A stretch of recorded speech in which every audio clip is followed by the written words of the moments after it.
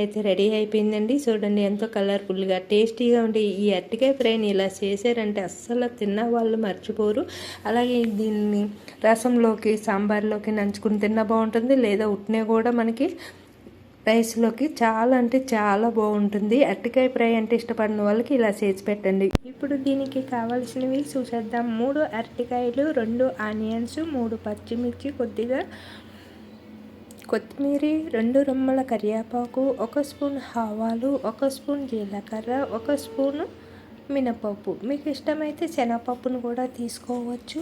అలాగే ఇవన్నీ ఇలా రెడీ చేసుకున్న తర్వాత ముందుగా అరటికాయల్ని ఒక గిన్నెలోకి వాటర్ వేసుకుని పై తొక్క తీసేసి సన్నగా కట్ చేసుకోవాలి. అలాగే 2 ఆనియన్స్ని, పచ్చిమిర్చిని కూడా పొట్టు తీసి శుభ్రంగా కడిగి కట్ చేసుకుందాము. చూడండి ఇక్కడ చూపిస్తున్న విధంగా అరటికాయలని ఇలాగ వాటర్లోకి ఇలా సన్నగా కట్ చేసుకుని లేసుల్లాగా సన్నగా కట్ చేసుకోవాలి వాటర్లోకి. అలాగే మనము ప్లేట్లోకి కట్ చేసుకున్నాం అనుకోండి, ఈ అరటికాయ ముక్కలు అనేది బ్లాక్ అయిపోతాయి, అంటే నల్లగా అయిపోతాయి అన్నమాట. మనము ఇలా ఫ్రై చేసుకుంటే ముందు మాత్రమే ఇలా వాటర్లోకి కట్ చేసుకోవాలి. అలాగే ముందుగా కట్ చేసుకుంటే మాత్రము ఈ అరటికాయ ముక్కలు అనేది నల్లగా అయిపోతాయి. వాటర్లోకి మాత్రమే కట్ చేసుకోవాలి. అన్నీ ఇలా రెడీ చేసుకున్న తర్వాత ముందుగా ఒక గిన్నె తీసుకుని స్టవ్ పై పెట్టి 1/2 కప్పు నూనె వేసుకోవాలి. నూనె వీటెక్కిన తర్వాత ఇలాగ ఇక్కడ చూపిస్తున్న విధంగా పచ్చిమిర్చిని, కరివేపాకుని, పోపు దినుసుల్ని కూడా వేసి ఇలా సన్నని మంట మీద ఇలా దోరగా వేయించుకోవాలి. ఇలా దోరగా వేగిన పోపుల్లోకి సన్నగా కట్ చేసుకున్న ఉల్లిపాయ ముక్కలను కూడా వేసుకోవాలి. ఇక్కడ చూపిస్తున్న విధంగా సన్నని మంట మీద ఉల్లిపాయ ముక్కలను కూడా దోరగా వేయించుకుందాము. ఇక్కడ మీరు చూస్తున్నారు కదా, నూనె ఏంటి ఇంత ఎక్కువ వేసేసానని అనుకుంటున్నారా? ఈ ఫ్రైకి కాస్త నూనె అనేది ఎక్కువే పడుతుందండి. ఎందుకంటే అరటికాయ ఎంత నూనె వేసినా కూడా మనకి నూనె అనేది పీల్చేసే గుణము అరటికాయకు ఉంటుంది. అలాగే మనకి ఈ ఫ్రై అయ్యేటప్పటికి పొడి పొడిలాడుతూ నూనె అనేది ఎక్కడా కనిపించదు, చాలా టేస్టీగా కరకరలాడుతూ ఉంటుంది ఈ అరటికాయ ఫ్రై. ఈ అరటికాయ ఫ్రైని ఇష్టపడని వాళ్ళంటూ ఉండరు. ఒకవేళ మీకు ఈ అరటికాయ ఫ్రై చేయడం రాకపోతే ఈ వీడియోలో చూపించిన విధంగా చేయండి, చాలా టేస్టీగా అయితే కుదురుతుంది. ఇలాగా ఉల్లిపాయ ముక్కలన్నీ దూరగా వేగేటట్టు ఇలా సన్నని మంట మీద వేపించుకోవాలి. చూడండి ఇక్కడ చూపిస్తున్న విధంగా ఇలా దూరగా వేపించుకుందాము. మంట అనేది మరీ సిమ్లో కాకుండా మరీ హైలో కాకుండా ఇలాగా మీడియంలో పెట్టుకుని వేపించుకోవాలి. ఇప్పుడు మనము వాటర్ నుంచి అరటికాయ ముక్కలను తీసి ఇందులో వేసుకుందాము. చూడండి ఇలాగ వేసుకోవాలి, వాటర్ లేకుండా. వాటర్లో ఇలా సన్నగా కట్ చేసుకున్నాం కదా, ఇలాగా కట్ చేసుకోవాలి సన్నగా. ఇలా ఇప్పుడు వాటర్ నుంచి సెపరేట్ చేసిన ముక్కలన్నిటిని ఇలా వేసుకోవాలి. ఇలా అతుక్కున్నట్టు అవుతాయి కదా మనం వాటర్ అంతా ఇలా పిండితే గట్టిగాని.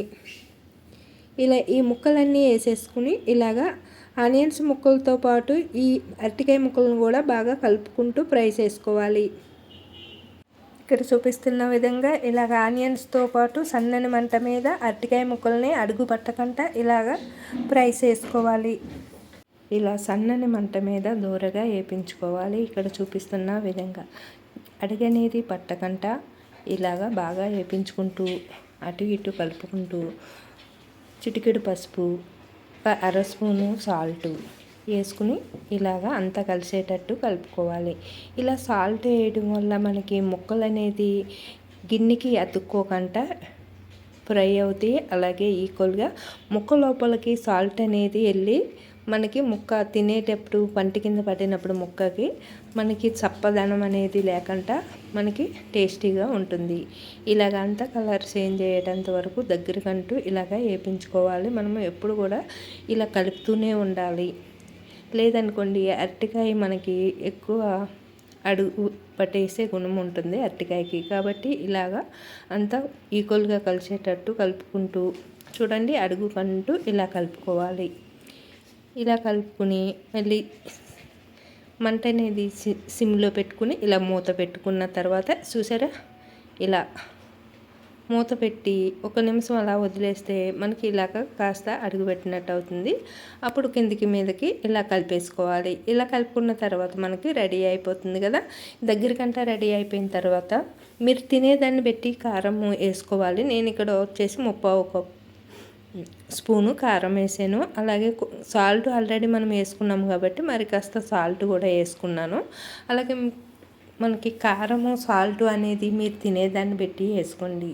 ఇక్కడ చూపిస్తున్న విధంగా కారము సాల్ట్ అంతా బాగా కలిసేటట్టు కలిపేసుకోవాలి. చూసారా ఇక్కడ మనకి స్టార్టింగ్లో నూనె చాలా ఎక్కువ కనిపించింది కదా.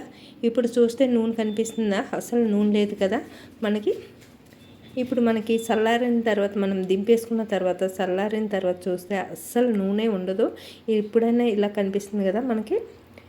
ఇలా చూడండి ఇక్కడ ఇలా అంతా కలిసేటట్టు బాగా కలిపేసుకున్న తర్వాత స్టవ్ ఆపేసుకోవాలి. మనము దింపే ముందు మాత్రమే కారము మరి కాస్త కొద్దిగా సాల్ట్ వేసుకుంటే ఎంతో టేస్టీగా ఉండే అరటికాయ ఫ్రై అయితే రెడీ అయిపోయిందండి. చూడండి ఎంతో కలర్ఫుల్గా టేస్టీగా ఉండే ఈ అరటికాయ ఫ్రైని ఇలా చేశారంటే అస్సలు తిన్న వాళ్ళు మర్చిపోరు. అలాగే దీన్ని రసంలోకి సాంబార్లోకి నంచుకుని తిన్న బాగుంటుంది, లేదా ఉట్నే కూడా మనకి రైస్లోకి చాలా అంటే చాలా బాగుంటుంది. అరటికాయ ఫ్రై అంటే ఇష్టపడిన వాళ్ళకి ఇలా చేసి పెట్టండి. ఈ వీడియో నచ్చితే లైక్ చేయండి, షేర్ చేయండి.